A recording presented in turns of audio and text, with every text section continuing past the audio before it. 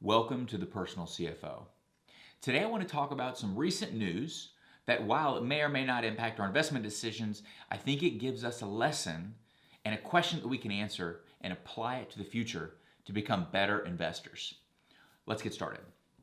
So a couple of days ago, Apple, one of the largest companies in the world, announced that they were going to be issuing $14 billion worth of new bonds. And you might be thinking, doesn't Apple already have a lot of money?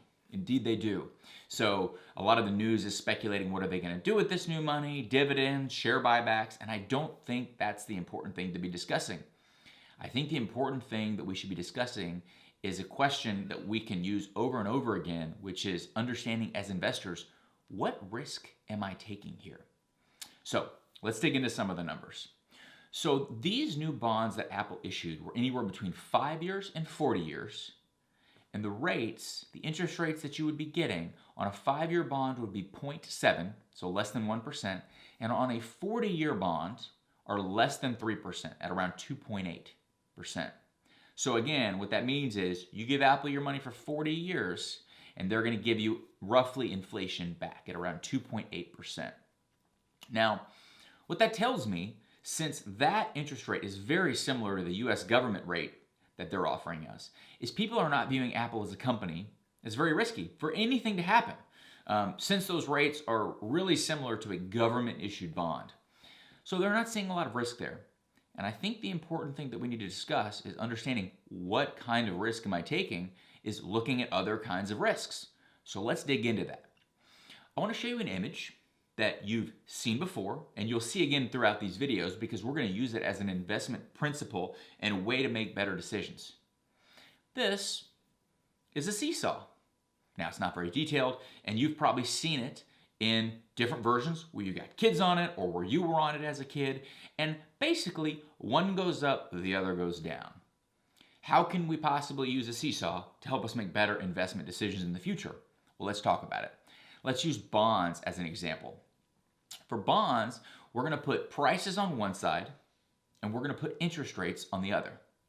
And what happens is, as interest rates go up or down, the price of bonds moves the opposite direction. Okay? Well, let's give some context and say, okay, well, what does that mean? Let's look backwards. I happen to have a chart handy that goes back about 40 years and shows you what interest rates do, which means bonds are basically doing the opposite. So, as you can see here, bond rates were in the low teens in the 80s and have been dropping steadily ever since, which has meant over the last 40 years, bond prices have had a nice tailwind where you get the interest and you also get an increase in the value of those bonds. Well, where are we today? We are at incredibly low interest rates, and they're unlikely to drop much further unless we go into negative interest rates, which is possible, but unlikely. So what does that mean if we look at our seesaw in the context of really low interest rates? What it means is people are willing to pay a lot for bonds, a very high price. And if we think about, okay, well, what could happen in the future with interest rates?